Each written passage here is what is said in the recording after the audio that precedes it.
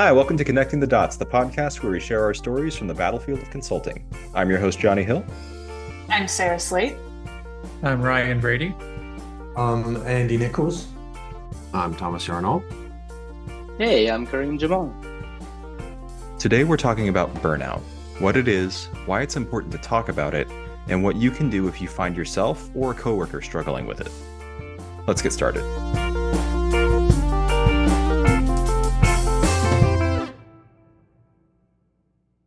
So like we usually do on this podcast, I think it'd be helpful to start by defining our terms. So the World Health Organization kind of summarizes burnout as the result of chronic workplace stress. It often includes feeling depleted or exhausted, becoming mentally distant or cynical about the work you're doing, and being less productive or effective in general in your work. It's pretty wide ranging. Like I feel like it covers a lot. It's a gray area. I mean, you might be having a less productive day or something because of other reasons, where this is sort of a continuous thing, right? I think that's important. Where like day after day, it's the same feeling. Right. An ongoing situation where this is piling up and, getting worse over time, becoming more noticeable over time. Maybe your coworkers are starting to say like, "Hey man, are you okay?" versus "I'm having a really rough day," or "I didn't sleep well," or "I'm feeling sick," or whatever it may be. May still be related, but there's a difference. There's the other side of stress as well. We normally associate stress with overwork, too much pressure, too many things going on. But there's also the other side of that, which is if the role that you're playing at a certain point in time is repetitive or mundane or just tedious, that can create a level of stress as well, which is exactly the same. It's just driven from a different perspective. Yeah, and it can come as a result, not necessarily of like this work is too hard, but what's the point in the work I'm doing? Like I feel like I'm pushing a boulder up a hill and it's rolling back down again every morning and I have to start over. And I think there's something to be said for seeing practical progress and seeing how what I'm doing is making a difference that can really make the mundane work feel worth it. And when it's absent, it makes the mundane work feel even more soul crushing. I think that's definitely a big part of burnout and the kind that I've experienced in the past has been feeling like the work I'm doing is either meaningless or isn't moving the needle in any kind of meaningful sense towards progress or success. It's just like you're doing work and it's like you're just treading water. And when you just do that for too long, it really does get soul crushing. Mm-hmm. I was also important to point out that we all get a little cynical as we age, or rather become more experienced. But there's a difference there where it's like a light joking level of cynicism versus like serious cynicism where it's like, no, I'm not joking anymore. And that's where it's one of those things where this is a sign as well.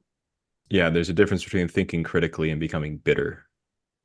I think that's how I would distinguish that. Like there's you can see the faults in things and say, yeah, I see a lot of ways this could be better. But bitterness just ruins everything. And then you like even the good stuff you can't enjoy anymore. Just like dark chocolate, too bitter, and I can't do the dark chocolate. But just saying. Cream tops out at You're 25% cacao. That's right. anything less than 90% is not good. Pretending to be chocolate. Yeah, I say with my giant cappuccino, that's like Exactly. 90%. But I think Yeah. I think that's a helpful kind of overview of some of what burnout can look like, how it can manifest itself. I'm curious, there's kind of the definition of it, like what is it? But then there's different signs of how it can show up, or I guess you could call it symptoms. Like what are some of those signs? One of the things I've noticed for myself is when I start to lose interest in the hobbies and things that I normally enjoy, when those things start to be a chore and feel like just one more thing to do, it's a sign for me that I need to look at how much stress I've got in my life and maybe I need to try to back off on some responsibilities to give myself some breathing room. Because if there's things that I normally find joy in and find delight in, and they're just becoming another to-do item or drudgery, it's a sign for me that I need to take a step back and evaluate. Mhm. Are you having to force yourself to get out of bed in the morning to go do the work? Like, is it really difficult? Is nothing exciting you anymore? And you're sort of dreading it day in, day out. Hmm. I know for me, like lack of interest or feeling inspired about things at and away from work are both usually good indications that I'm starting to get burnt out. Or even when you have lots of things to do, but can't seem to find the motivation or the organization to get going on those items. Just sitting around feeling overwhelmed definitely is one of my early warning signs. Mhm. Yeah, that's the same for me, is that, that list of things that you have to do in a day is always there. But sometimes that you just find, or I just find myself unable to even organize it correctly in the right sequence, or I'm deliberately trying to avoid getting started. That's a consequence for me. It's like, I know what I've got to do. It's the same as I've done it every day on this project, whatever, for 6 months or whatever, but I've got no interest in starting it today. And I think that's something you can observe in people on your team as well, as when they start to become more detached and start to pull away and find ways to get out of attending stand up. It's like a feeling numb, right? You're not going through any emotions, good or bad. It's just like you're there going through almost zombie-like, where, maybe sometimes stop and ask yourself, when's the last time I had a positive or negative emotion? Because if you can't think of one, then it's probably you're in that sort of numb state now. Mhm. There seems to be a lot of overlap here with the general descriptions of depression. Is there like a Yes. meaningful Mhm. differentiator? I can't speak authoritatively. I think like if you struggle with depression, you might be more likely to experience burnout. I think the biggest difference is that oftentimes depression can be an issue regardless of your circumstances. Like everything can be going great for you and you're still struggling with depression in one sense or another. My understanding, at least, is burnout is generally identified as the result of certain factors in the workplace that compound to create a very unhealthy environment. Now, that's not to say that there isn't overlap here. There obviously is. And there may be times where both are at play or it's one or the other and they get confused. But I think that that may be a helpful way to think about it. It's like one is more outside pressures and the other may be more internal pressures. I did just use one of my lifelines and ask an expert, i.e., ChatGPT, real Oh, quick. good. And it Let's hear says it. burnout is primarily work-related stress leading to emotional exhaustion, depersonalization, and reduced personal accomplishment. Whereas depression is a pervasive mental health condition affecting all areas of life with symptoms such as persistent sadness, loss of interest, and severe emotional and physical issues. So one is more work related, and the other is just sort of pervasive throughout in terms of scope in that regard. One thing I've heard and noticed, at least for myself, when stress is very, very high, sickness is often part of that. I think a lot of people in college that I remember experienced like the post finals sickness that you would get. Like after you've Mhm. granted pulling all nighters probably didn't help, but like the stress is really high. You're pushing really hard to finish. And then as soon as it's done, your body kind of crashes. I think that's also that can be a factor. Like, are you getting sick a lot when you didn't used to, or like are there sicknesses that are worse because you were stressed? Like it might be normally you'd kick a cold in a few days, but you're down for 2 weeks because of how stressed you are. That can be a factor to look out for.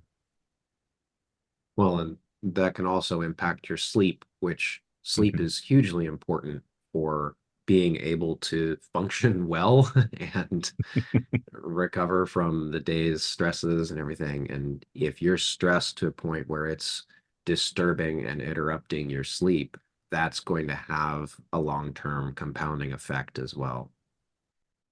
Let's talk a little bit then about obviously there's a lot of ways you can respond to being burnt out. Some of those responses are better than others. What are some of the unhelpful ways that you could respond to burnout? And what are some of the ways that you can positively respond to it in a way that kind of moves you forward into a healthier place? I'm just curious what a bad response to burnout is. I mean, I guess Drugs and alcohol? I mean, I think the worst response is to do nothing, to Yeah. just suffer in Run silence. away. Like, yeah, like the worst solution is to say, no, no, no, it's not a problem, it's fine, it'll pass, and then it just gets worse, and then you I just need isolate to more and grind a more. little harder. Right. Yeah. Or blaming Yeah. yourself, or even saying like, oh, I'm not doing enough, I need to do more. That's why I'm not feeling fulfilled, or whatever it may be. Like there's a lot of ways that it can kind of, you know, dancing around the problem and saying, no, no, no, I can manage it, I think is often one of the most destructive ways to respond to stress in general, but burnout in this situation. Don't try to Yeah. push through it. I mean, you're just, if you say, oh, if I just keep doing this for 2 or 3 more weeks, just continuous, you're not helping your health any in the situation. If there's already a fire in place and you're trying to grind, then you're just adding more friction, which is going to make the fire bigger overall. all right. So what are the good responses?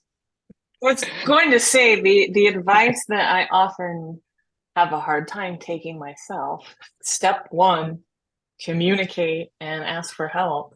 Try to get that workload lowered.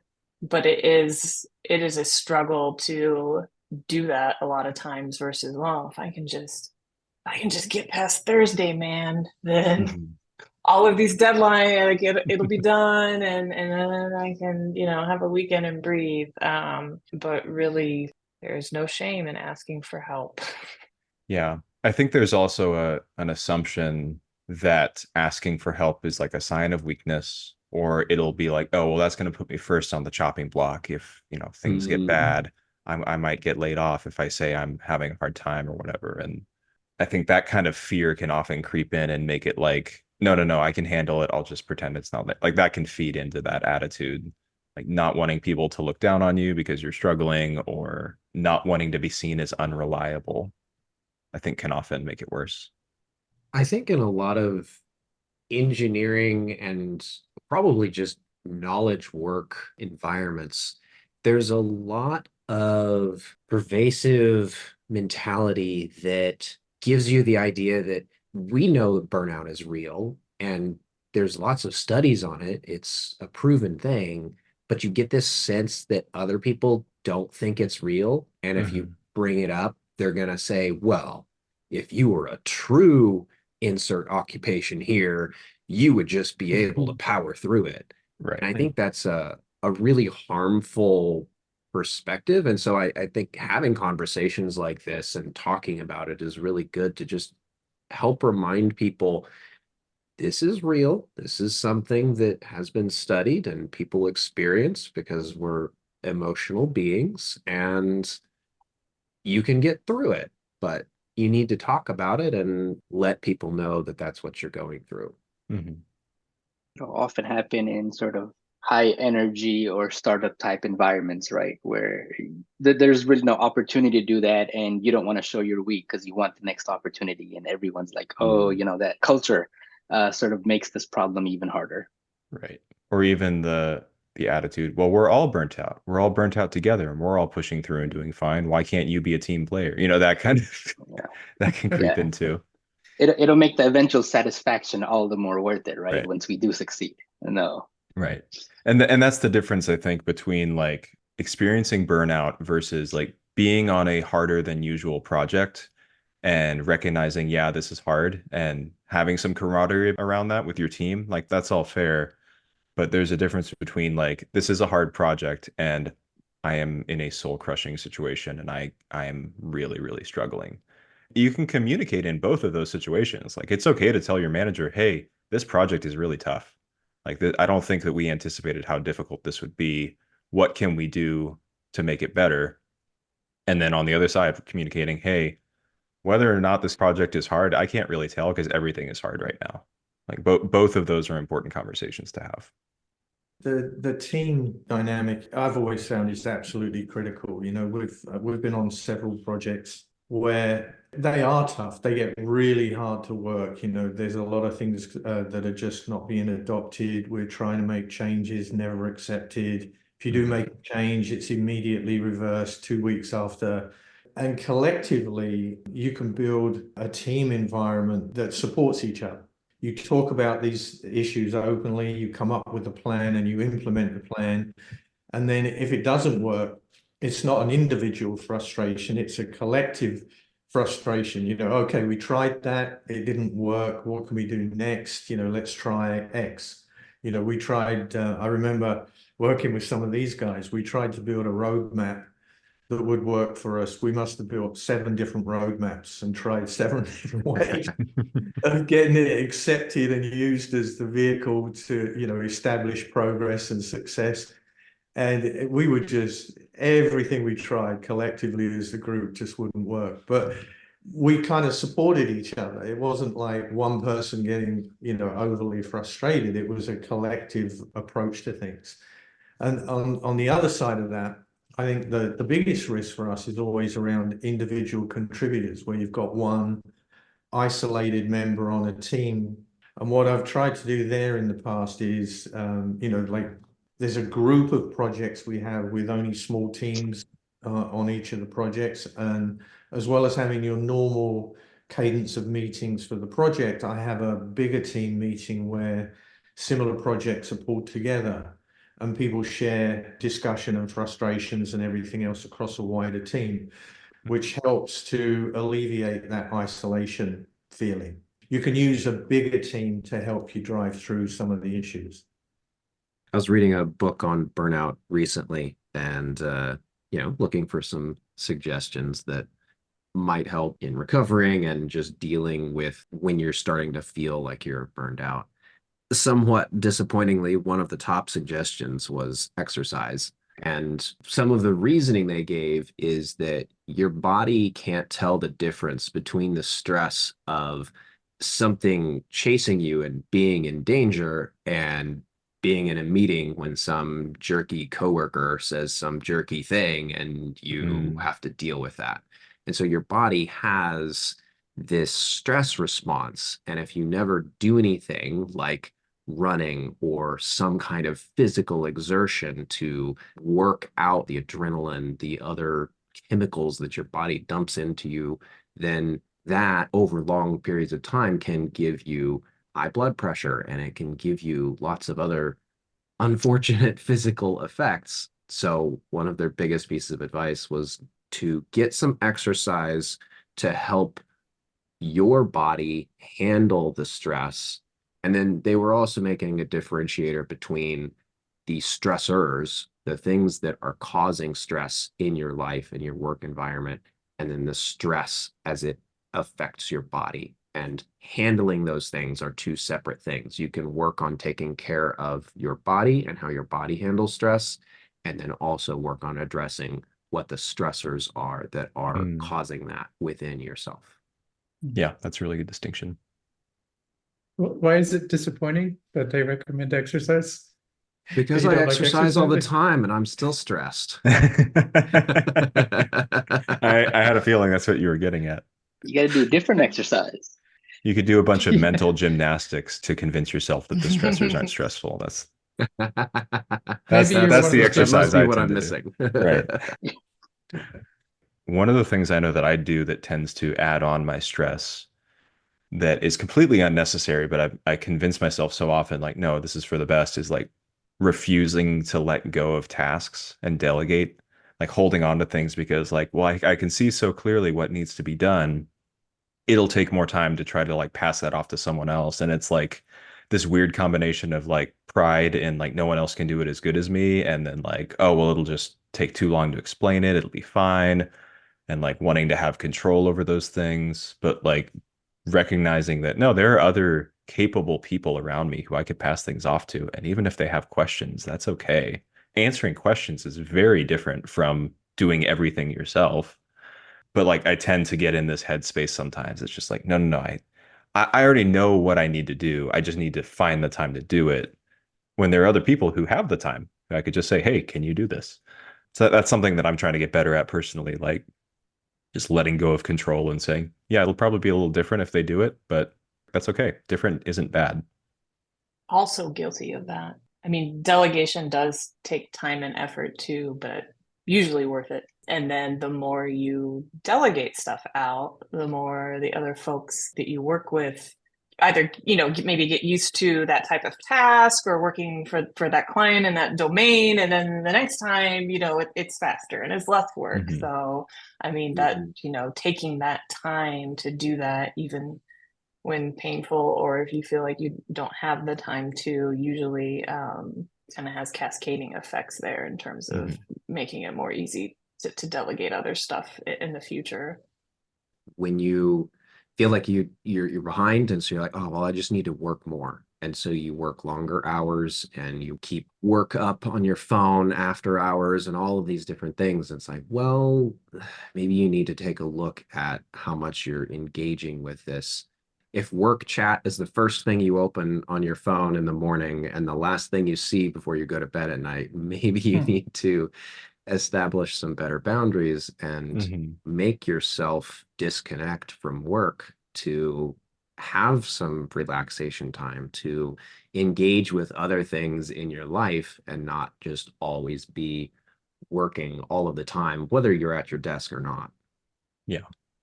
And that may be the result of the work culture where there's an expectation that you're always reachable, and setting boundaries with your work culture and saying, actually, I'm not. Or it might be setting those boundaries with yourself and saying, no, I don't need to prove to everyone that I'm always available at the drop of a hat because no one's asking that of me.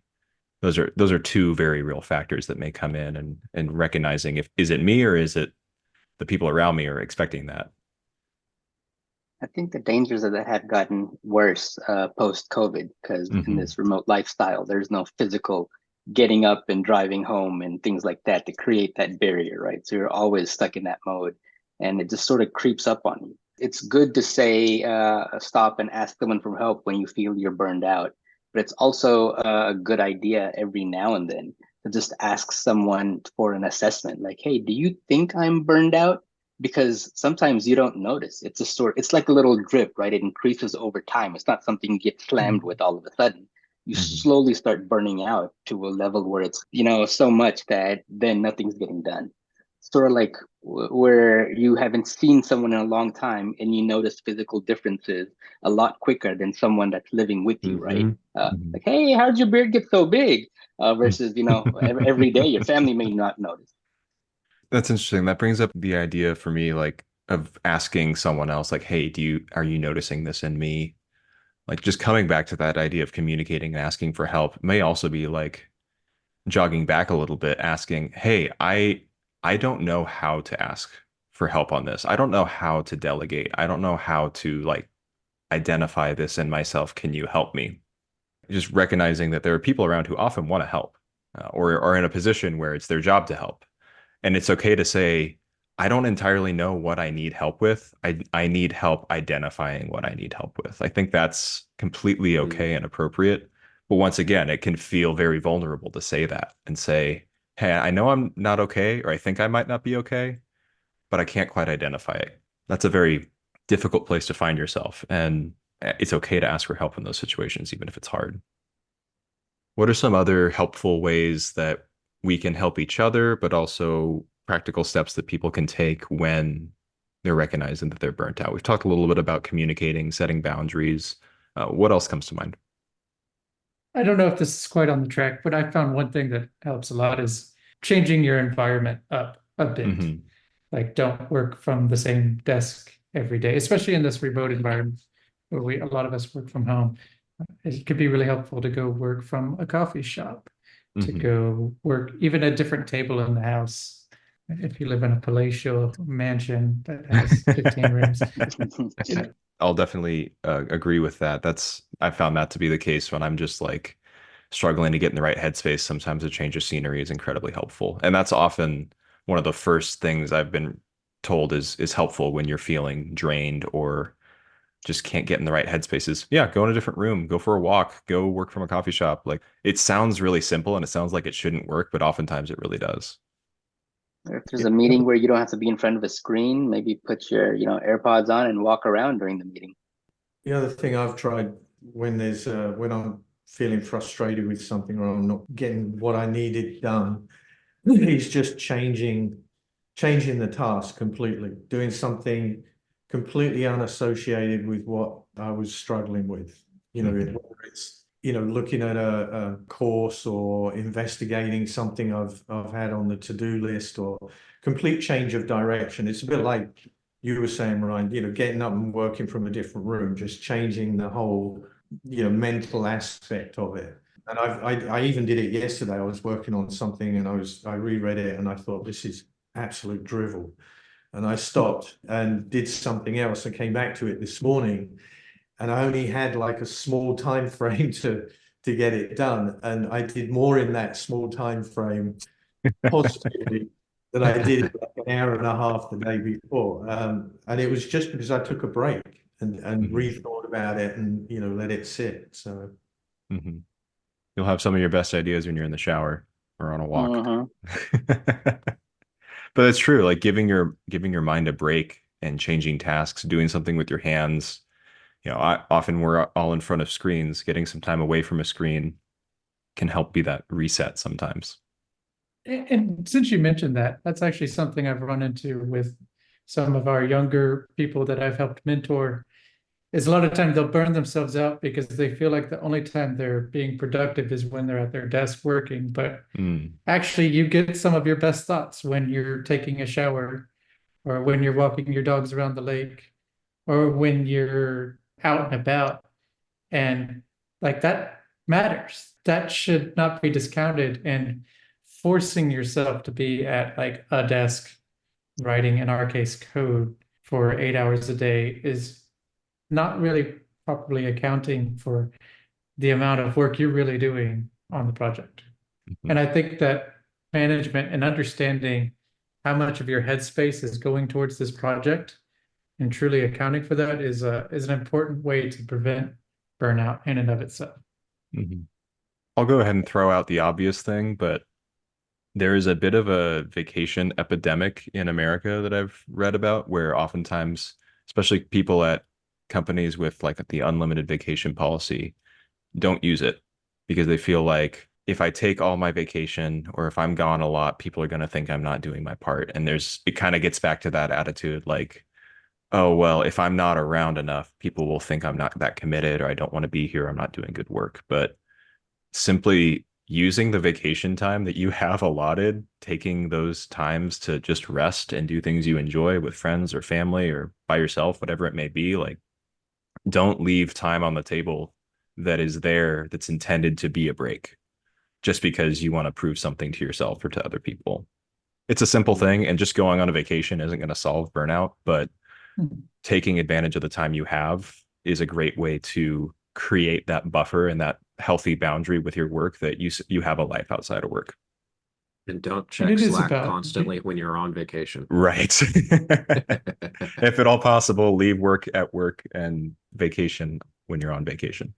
And it is about respecting the work-life boundary and at least being cognizant of how much you're actually working. And maybe that's not necessarily a bad thing. I'm not saying you can't check your Slack at odd times, but like when you start to feel like, man, I've done so much on this project and I feel like I need to do more, but maybe you're not properly understanding how much you're really doing either. Yeah. I think to some extent, this also touches on if you're at a workplace or you're in an environment that has really unhealthy attitudes about these topics, you might want to look for a new job. You might need to take a look around and see if that is long-term part of a solution. If the people around you don't think that anything we've talked about today is real, then you need to take care of yourself and find an environment where people are treated better. Right. You'll find those go hand in hand, because oftentimes if you find yourself in that type of environment, that culture might be causing your burnout in the first place, right? That low team morale and the effects that go along with it are just bringing you down with them. There's definitely the concept of energy vampires, where it's like particular people or activities have a particular extra drain on your energy levels. Yeah. The way I've heard it described before is like Everyone has a certain amount that they are taking in and a certain amount that they are pouring out. And if you don't get the balance right and you're just putting everything you have into your job, or if your home life is particularly stressful and you don't have anyone helping to kind of build you up and like refresh you, whether that's people who you really enjoy being with, activities you really enjoy doing, whatever it may be, you're just going to get exhausted and drained and worn out and burnt out really, really quickly. So it's hard work to identify what are the things that are draining me, what are the things that refresh me, but it's work that's worth doing. And what are the things that I do in my job that refresh me? Because you'll have some things that are more refreshing and some things that are more monotonous, but taking the time to identify those can be a really helpful way to recognize, oh, part of the reason I'm burnt out is because I'm spending 90% of the time I'm working on tasks that are ultimately exhausting me. Is there a way that I can communicate, hey, I really enjoy and get a lot out of, and I'm really good at these things. Can we try to prioritize more of those things for my task list? That kind of thing can be really, really helpful. Like I said, it's difficult to do, and it might be something that's helpful to do with other people who can identify things that you're good at. But that's a way that I've heard it described that was helpful for me in thinking about this and kind of trying to recognize those things. We've talked a lot about what burnout looks like, how to recognize when it really is there, some things you can do, but I think the actual recovery process is something that is worth talking about. You mean you're not just immediately better when you get on another project? Like it just doesn't fix everything immediately? I would say expect some ups and downs, and don't get discouraged by setbacks, or if your ramp up to not being burnout again is not a smooth line. Mm-hmm. And there may be people who don't understand. There may be that one guy who's never been burnt out or never been discouraged in his work, and that's the first person you go to, and they're like, "Oh, that's weird." Maybe talk to someone else who's more relatable. Mm-hmm. And I think it varies because burnout varies wildly too. You know, there's getting burned out on a project and feeling really discouraged about it, and it's a chronic thing. And then there's like getting burned out in your career to a point where you're like, man, I'm gonna switch careers because I just can't handle this line of work period anymore. So there's a lot of different degrees of burnout, and the recovery process is going to look different for everybody. And even for the same person, if you experience burnout multiple times in your career, those things are going to be different situations, so your recovery process won't be necessarily the exact same as last time. I think one part of it is not blaming yourself too. Like going through the recovery process, if you're blaming yourself and turning all the focus back on, oh, I just need to do better, I just need to be more committed, I just need to work harder, that's not going to help your recovery process. It's just going to make it worse. I think that's a really good point because workplace stress, I normally think of that as external stress, but it can also be internal stress. Mm-hmm. You can be putting pressure on yourself with lofty expectations that maybe nobody else has of you. Mm-hmm. But if you keep putting those on yourself, then you're going to be burning yourself out. And it can be worthwhile to talk to somebody about it, talk to your mentor, your manager, or even maybe a therapist and try to identify some of those thinking patterns that you have Mm-hmm. that may be causing additional stress where you might be in a situation where you're no longer in a chronically stressful work environment, but you're still using those similar like thought patterns that you developed in that time, and Mm-hmm. you're still stressed because of it. So some of the recovery can be working on, I don't know, being nicer to yourself. Yeah. I think it's also worth noting in the recovery process, the solution to burnout and stress is not never having stress. There will always be stressors in your life. The solution is often, okay, recognizing when is it coming from a place that, I need to get myself out of that situation, like what you were talking about, Thomas, like what are the sources of the stress, but also how am I responding to the stress, creating new thought patterns, new practices for how you manage your stress load. You're never going to be in a completely serene, perfect, stress-free environment, unfortunately. But creating habits and practices to deal with that in a more healthy way and recognizing when It's just the workplace I'm in is a very unhealthy work environment. Like that can be the case too. But I think it's worth recognizing like stress itself might often be the issue, but getting away from stress isn't an option, not entirely. I think that recognition is the most important part, right? That's where you sort of things turn around for you once you recognize you are burned out. And then all of a sudden, you have a lot of options and available paths you can take from that point. But until you realize you're going to keep going down that sort of dark path. Yeah, I think Thomas, you raised a great point about not having your phone on all the time and doing exercise. I think if you can establish your own targets and then be in control of those, like I am not going to work after 5 o'clock. I'm going to switch my phone off at 6 o'clock. I'm not going to get on the computer between these hours. Those kinds of things, like I'm going to read a book instead of watching TV. Even those small things, if you gain control back over those, it just eases the stress a lot if you're in control of your own environment. It does have their own danger. Like if you mess up and you watch TV instead of reading a book, then you kind of feel bad. It can also in and of itself be a stressor. Yeah. When it's like, I'm going to take control and I'm going to do it this way, and it doesn't work. I mean, that's a different kind of pressure on yourself anyway. Well, I'm saying, if you set some targets, like working out, if you say I'm going to work out every day and you hit 3 or 4 days a week, guess what? That's a major success, right? If you're driving down the road and you get a flat tire, you don't get out of your car, slash all the remaining tires and set it on fire. You fix it and you move on. And so if you're working on building habits, if you're working on doing these things and you miss a day, you don't just set fire to the whole thing. You're like, oh man, I missed a day. We'll keep moving. And some of it is just reflective of what perspective you take on it. And, you keep going. I would also say one thing, like in addition to finding time to exercise and to read a book, it's good to cut something. Like I'm going to say no to something today, and I'm going to like reassign or drop this task. No one cares. I'm not going to do it. Yeah, but like actually going through it, being able to prune, like not doing something is a choice and an action that can be as valuable as exercising or right. Yeah, adding more and more things that you need to start doing to feel less burnt out is never going to work. What do you guys think about finding meaning in like your work or life? So I think that's kind of related to burnout of feeling like your work is meaningless. What are some ways that maybe someone can find some meaning and have some priorities outside of work?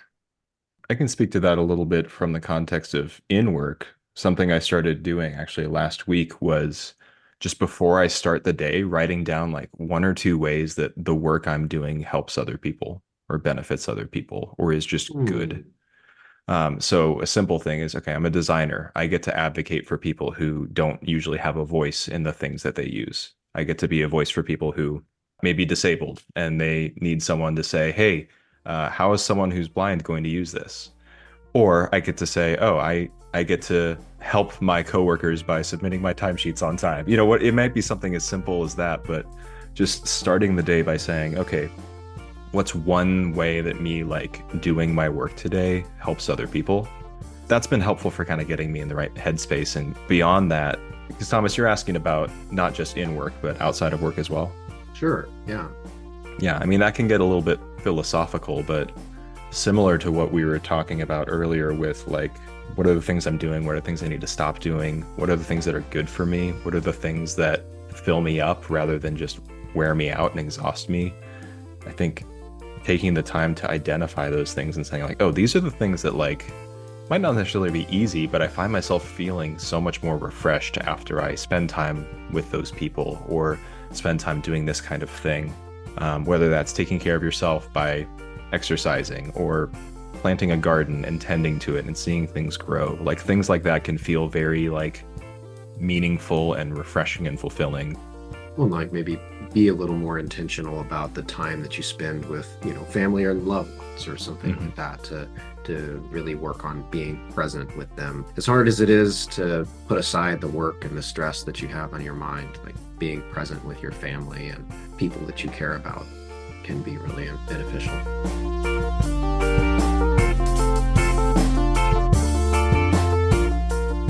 Thanks for connecting with us today. If you have a complex software problem that needs solving, thoughts on what we discussed today, or ideas on what topics we should tackle next, feel free to reach out to us at podcast@experoinc.com or on Twitter @experoinc. We'd love to hear from you. Thanks again for joining us, and we look forward to connecting with you next time.